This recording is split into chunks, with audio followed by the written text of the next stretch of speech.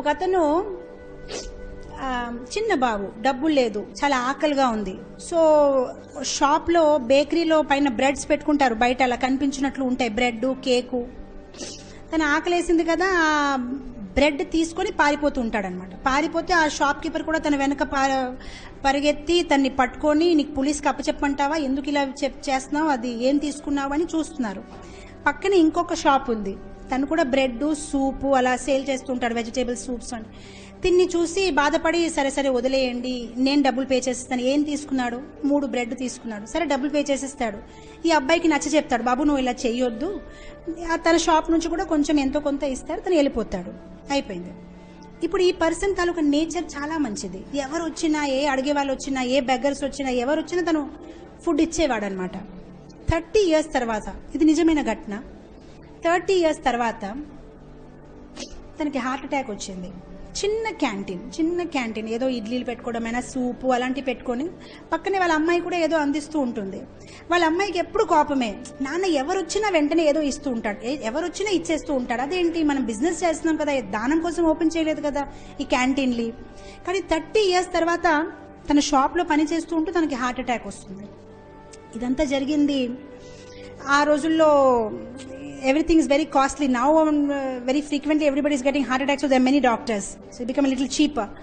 చాలా కాస్ట్ అనమాట. Heart surgery చేయాలి అండి, మొత్తం మీద తనకి హాస్పిటల్లో అడ్మిట్ చేస్తారు అండ్ చాలా పెద్ద బిల్ వస్తుంది అనమాట. సో ఈ అమ్మాయికి ఇప్పుడు తెలియట్లేదు, ఎందుకంటే చిన్న క్యాంటీన్, అది ఎలా నేను డబ్బుల్ని ఇస్తాను అని. సో మొత్తం మీద ఏడుస్తూ ఉంటే స్ట్రెచర్లో తీసుకు వెళ్ళిపోతారు. వాళ్ళ నాన్నగారు ఆపరేషన్ చేసేస్తారు, బయటికి వచ్చేస్తారు.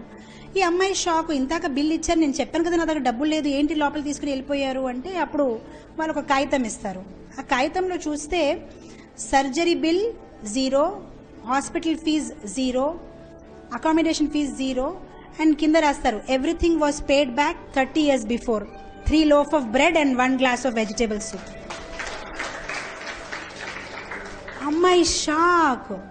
లోపల డోర్ వెళ్ళి ఓపెన్ చేసి చూస్తే ఆ పర్సన్ డాక్టర్గా తయారయ్యాడు. ఎవరైతే 30 సంవత్సరాల కిందట ఆ 3 pieces of బ్రెడ్ సూప్ దొంగిలించాడు. చక్కగా రాశారు, 30 years back you have paid for everything. See, don't worry, nature has its own way, it will repay you back. మనము చాలా పిషనరీగా తయారవుతున్నాం, ఎందుకు ఇవ్వాలి నేను, no, it will come back to you, don't worry, it will come back. Lord has his own way. మనం ఏదైతే చేస్తున్నామో, చిత్రగుప్త ప్రతిదీ రాస్తున్నాడు, ఇతను చూడలేదు, అతనికి తెలియలేదు, నేను ఇచ్చానని అనుకోవద్దు. ప్రతిసారి భగవంతుడు చూస్తున్నారు, మీరు ఏం చేస్తున్నారు, ఎక్కడ ఎవరికి సాయం చేస్తున్నారు, అన్ని భగవంతుడు చూస్తున్నారు. మనం మంచిగా పెద్ద హార్ట్తోని ముందుకి రావాలి. సో ఈ హ్యాబిట్ అనేది మనము డెవలప్ చేయాలి. వెంటనే మేము పెద్దగా ఇవ్వలేమని కొంచెంతో మొదలుపెట్టాలి.